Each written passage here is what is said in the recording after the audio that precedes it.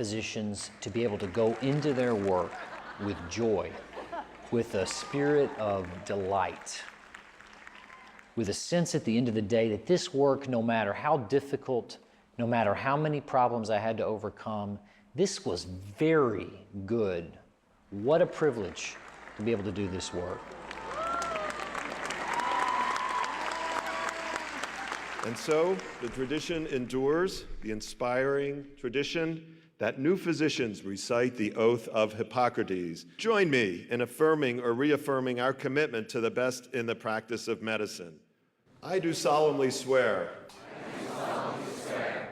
By that which I hold most sacred. That I will be loyal to the profession of medicine.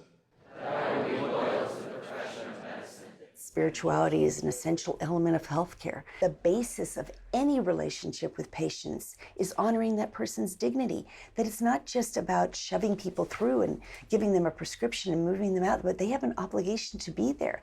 And if their 15-minute visit is up and that person is crying or suffering, they don't just say, "I'm sorry, time is up, I've got to go," but that they're really present and that they continue, that their obligation is to the patient. That is their primary obligation. It shall be for the good of the sick. These things I do promise. And in proportion as I am faithful to this my oath. May happiness and good repute be ever mine. Congratulations, doctors and colleagues.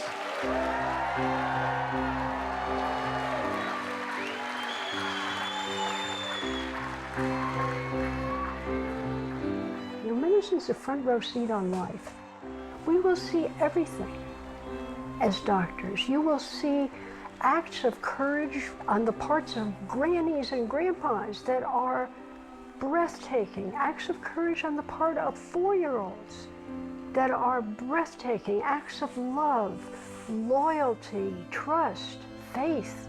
You will see everything that the human being is capable of. At this juncture in time in the United States, a real growing movement, a groundswell of support for the sort of reintroduction of spirituality into healthcare. I think patients are calling for physicians to attend to their spiritual needs, and I think physicians are catching on as well. And there's a real movement afoot, which is very exciting. It makes this a very exciting time to be in medicine. This movement is happening all over the world. We are all called to create spiritually centered healthcare systems where patients, families, and healthcare professionals can find meaning, hope, and healing.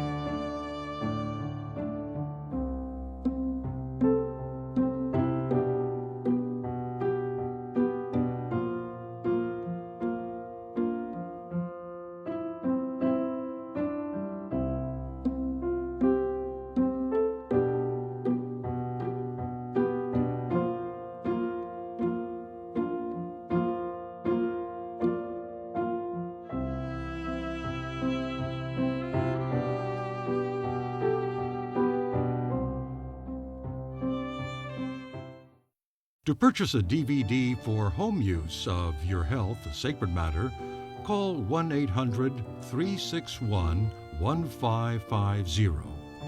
$29.95 plus shipping and handling.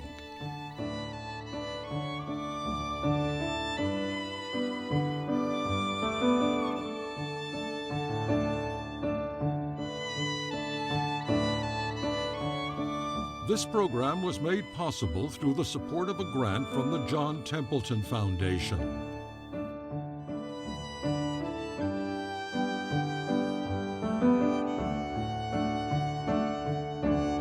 Bartley Film Foundation, wisdom across the ages.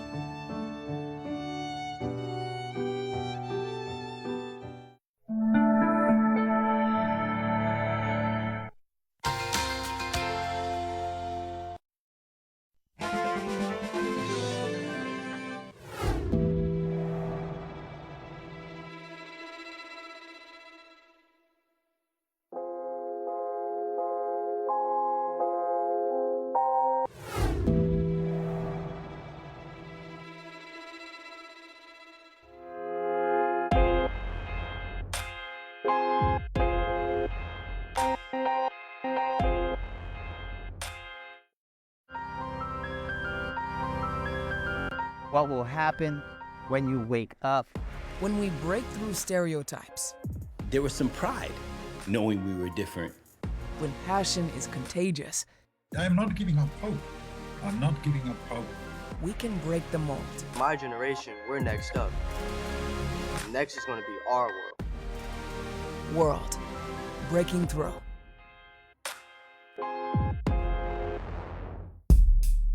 Big ideas.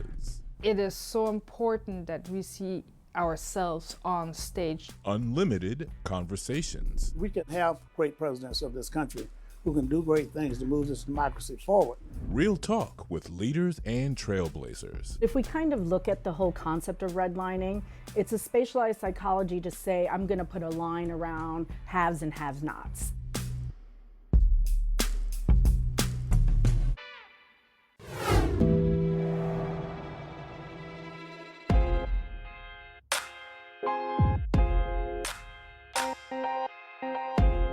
For 33 years, across more than 1,500 episodes, Firing Line provided a platform for a substantive and balanced exchange of opinion. Today, we live in a time when meaningful discourse is needed more than ever. Welcome to Firing Line, Secretary Condoleezza Rice. It's great to be with you. Our mission is to renew the Firing Line tradition for a new generation and engage in a debate about the America we want to create in the 21st century. Please join me.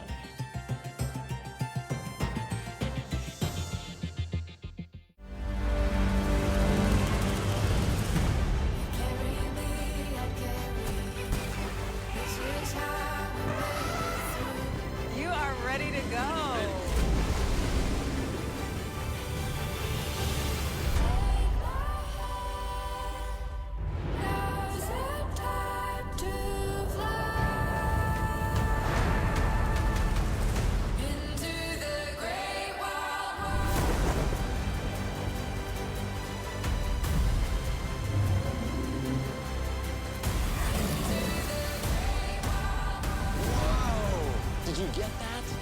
That is incredible.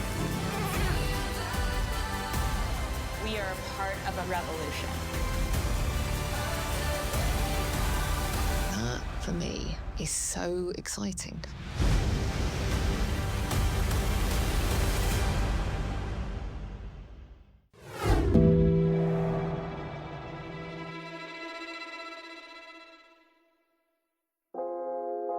This program was made possible in part by the Thomas and Dorothy Levy